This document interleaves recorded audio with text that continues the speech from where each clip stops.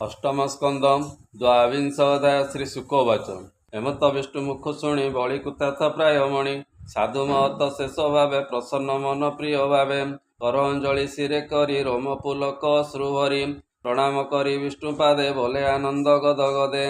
बलिरुवाच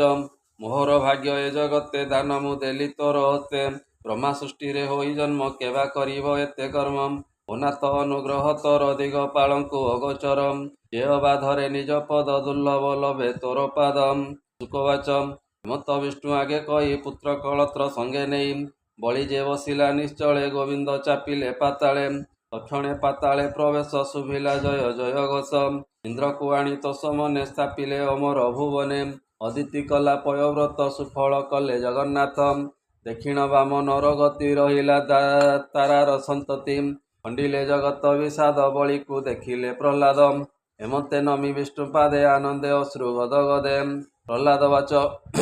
हिरण्यकशिपु कुमर बोइले देख भाग्य मोर ए जगन्नाथଙ୍କ प्रसादे ब्रह्मादि लभंती संपदे कमला वक्ष स्थले बसे कटाक्षे जन दुख नाशे सर्वदा समीपे बसई प्रसादे लभि न पारई जहा न लभे वामदेव आनबा के ताहा पाइब से पाद पद्म रेणु आसे जोगी ए जोग साधि प्रासे अष्टांग जोगर अभ्यास चरणे करी थांती आसम एकाई लभिबे से भाव जहा न पांति ब्रह्मा शिव हेमंत प्रह्लाद कही वामन पादे शिर देई देखी संतोष भगवान कहती कोमल वचनम श्री भगवान वाचम प्रह्लाद शुण मो उत्तर जा तु सुतल मंदिर आनंदे निज पौत्र तुले सुखे विहर ज्ञाति मेले मुथिबी दिगपाल होई नित्य देखिबु मते तुई मो आह्लाद मो दर्शन नासिब कर्मर बंधन श्री शुकवाच ए विष्णुर वचन शुणिला अनेक मते स्तुति कला तक्षणे मिलिला सुतले बंधु कुटुंब संग मेले एबे तु शुण परीक्षित विष्णुर अद्भुत चरित यज्ञ पुरुष रूप धरी अनल कुंडु अवतरी भृगुवदन चाहि रसे बोलंती स्वधर्म विश्वासे अनाई वामन चरण यज्ञ स्वरूपी नारायण यज्ञ स्वरूपी ब्रह्मा आदि विप्रे अछंती वेदवादी ताहांक मध्य से सौरी कहती यज्ञ बाहारी यज्ञ पुरुष वाचम ब्रह्मा शांतनु शिष्य जानतु भूत ते भविष्यम आगम निगमे विख्यात मुहि देखिली विपरीत जदि संकल्प करी बळे बळी को स्थापिले निश्चले एबे ता कर्म छिद्र देखी रहिलु यज्ञता उपेक्षी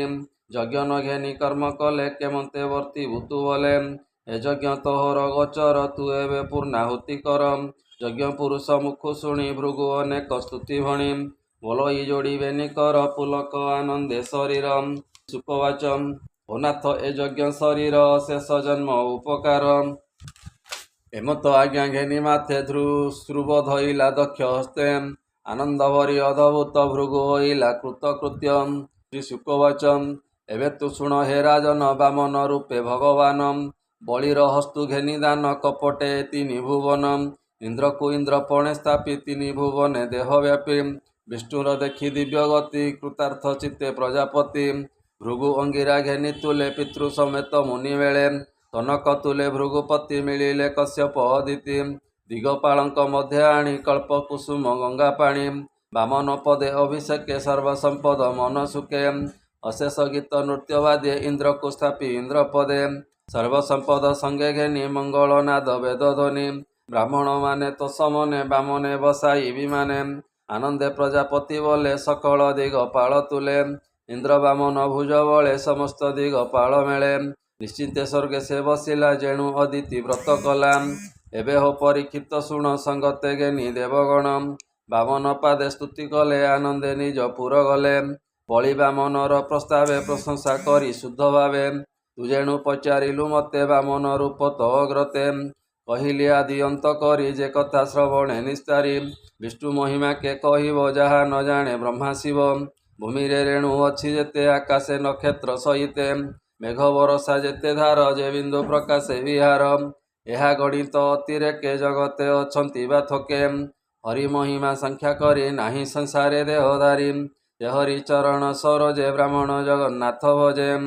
इति श्रीमद्भागवते महापुराणे परमहंस्यां सहितं वयासिक्याम् अष्टम स्कंदे बलि पाताल गमने नाम द्वाविंशोऽध्यायः बोल आनंदे कवार हरि हरि बोल।